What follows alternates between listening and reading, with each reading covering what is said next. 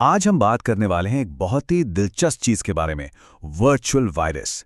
जी हां, हम ये जानेंगे कि वैज्ञानिक कंप्यूटर सिमुलेशन का इस्तेमाल करके बीमारियों के फैलाव का अंदाजा कैसे लगाते हैं।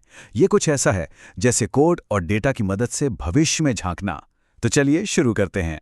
कभी सोचा है कि कैसा हो अगर एक पूरी की पूरी महामारी को अपनी आंखों के सामने फैलते हुए देखा जा सके, वो भी अपनी स्क्रीन पर, बिल्कुल सेफ तरीके से। जी हां, यही तो ताकत है कंप्यूटर सिमुलेशन की। ये हमें एक कंट्रोल्ड दुनिया में किसी बीमारी के बर्ताव को देखने और सबसे जरूरी समझने का मौका देता है। और देखिए, इसकी शुरुआत होती है बिल्कुल सिंपल तरीके से।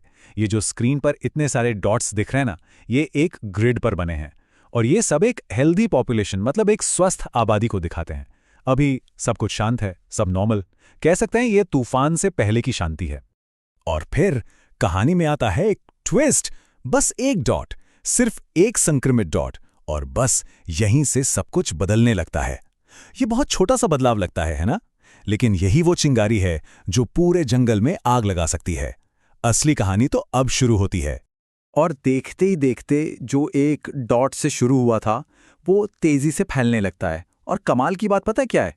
हर डॉट बस अपने आसपास के डॉट से ही इंटरेक्ट कर रहा है। कोई बड़ा प्लान नहीं है, लेकिन इन छोटे छोटे सिंपल इंटरेक्शन से ही एक इतना बड़ा, इतना कॉम्प्लेक्स पैटर्न उभर कर सामने आता है। साइंटिस्ट इसे इमर्जेंट बिहेवियर कहते हैं, मतलब छोटी छोटी चीज़ों से कुछ बड़ा बन जाना। तो सवाल ये उठता है कि आखिर ये सब काम कैसे करता है। इसे समझने के लिए हमें इस सिमुलेशन की सबसे छोटी और सबसे ज़रूरी चीज़ को समझना होगा। तो चलिए मिलते हैं इन डॉट्स से, जिन्हें वैज्ञानिक भाषा में कहते हैं एजेंट्स। यही इस पूरी वर्चुअल दुनिया की असली बुनियाद है। इस पूरी तकनीक का एक फैंसी नाम भी है, एजेंट बेस्ड मॉडलिंग, या शॉर्ट में कहें तो ABM। इसका सीधा सा मतलब है कि किसी बहुत बड़े और उलझे हुए सिस्टम को समझने के लिए आप उसके छोटे छोटे हिस्सों यानी एजेंट्स को स्टडी करते हैं। आप देखते हैं कि एजेंट्स आपस में कैसे बर्ताव करते हैं, कैसे बातचीत करते हैं। तो हमारी इस वर्चुअल दुनिया में स्क्रीन पर दिखने वाला हर एक डॉट असल में एक एजेंट है, यानी एक नकली इंसान। ये एजेंट्स चलते फिरते हैं, एक दूसरे से मिलते हैं, और हाँ, बिल्कुल असली दुनिया की तरह ये बीमारी फैला भी सकते हैं और उससे ठीक भी हो सकते हैं। और इसी वजह से ये सिमुलेशन इतना रियल लगता है। अब इस खेल में हर एजेंट की एक जर्नी होती है जो 3 स्टेजेस से होकर गुजरती है। इसे कहते हैं SIR मॉडल। S मतलब ससेप्टेबल, यानी एक स्वस्थ एजेंट जिसे इन्फेक्शन हो सकता है। I मतलब इन्फेक्टेड, यानी वो एजेंट जो अब संक्रमित है और वायरस फैला सकता है। और R मतलब रिकवर्ड, यानी वो एजेंट जो अब ठीक हो चुका है और इम्यून है। ये मॉडल सुनने में बड़ा सिंपल लगता है, लेकिन ये बहुत बहुत पावरफुल है। ठीक है, तो अब हम एजेंट्स को तो समझ गए, लेकिन ये वायरस फैलता कैसे है? इसके पीछे कुछ नियम तो होंगे, है ना? तो चलिए अब उन नियमों को देखते हैं जो तय करते हैं कि ये वर्चुअल वायरस कैसे बर्ताव करेगा, क्योंकि सारा खेल इन्हीं नियमों का है। तो देखिए, वैज्ञानिकों के पास कुछ कंट्रोल्स होते हैं जिन्हें पैरामीटर्स कहते हैं। जैसे इन्फेक्शन चांस, मतलब किसी से मिलने पर बीमारी फैलने की कितनी संभावना है, या फिर रिकवरी चांस, मतलब कोई कितनी जल्दी ठीक हो सकता है। और वो इन पैरामीटर्स को ऊपर नीचे करके, मतलब इन नियमों में छोटे मोटे बदलाव करके ये टेस्ट कर सकते हैं कि अलग अलग सिचुएशन में क्या नतीजा निकलेगा। तो अब आता है सबसे मजेदार सवाल, क्या होता है जब हम इन सिंपल से नियमों को थोड़ा सा बदल देते हैं, बस जरा सा। चलिए खुद ही देखते हैं कि कैसे एक छोटे से वेरिएबल को बदलने से पूरी कहानी पलट सकती है।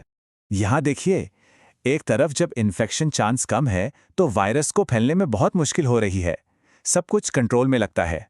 लेकिन दूसरी तरफ जैसे ही हम इन्फेक्शन चांस को थोड़ा सा बढ़ाते हैं, बूम, ये पूरी तरह से विस्फोटक हो जाता है और पूरी आबादी पर हावी हो जाता है। इससे पता चलता है कि कैसे एक छोटा सा फैक्टर भी कितना कितना बड़ा फर्क पैदा कर सकता है। और यही बात हमें सिमुलेशन के सबसे पावरफुल आइडिया तक ले आती है। ये सिमुलेशन एक तरह से एक डिजिटल लेबोरेटरीज हैं, एक वर्चुअल दुनिया जहां वैज्ञानिक असली दुनिया के सवाल पूछ सकते हैं और उनके जवाब ढूंढ सकते हैं, वो भी बिना किसी रियल वर्ल्ड रिस्क के। इसे एक वर्चुअल पेट्री डिश की तरह समझिए, एक ऐसी जगह जहां रिसर्चर्स ये टेस्ट कर सकते हैं कि अगर ऐसा करें तो क्या होगा। जैसे अगर सोशल डिस्टेंसिंग लागू की जाए तो क्या होगा, या फिर अगर वैक्सीनेशन तेजी से हो तो क्या होगा। और ये सारे एक्सपेरिमेंट्स पूरी तरह से सेफ होते हैं। और जानते हैं इस डिजिटल लैब की सबसे बड़ी खासियत क्या है? इसकी स्पीड। वैज्ञानिक कुछ ही घंटों में हजारों अलग अलग सिमुलेशन चलाकर देख सकते हैं। हर बार थोड़े से अलग नियम और एक नया नतीजा। सोचिए, असली दुनिया में ऐसे हजारों एक्सपेरिमेंट करने में तो शायद सदियां लग जाती।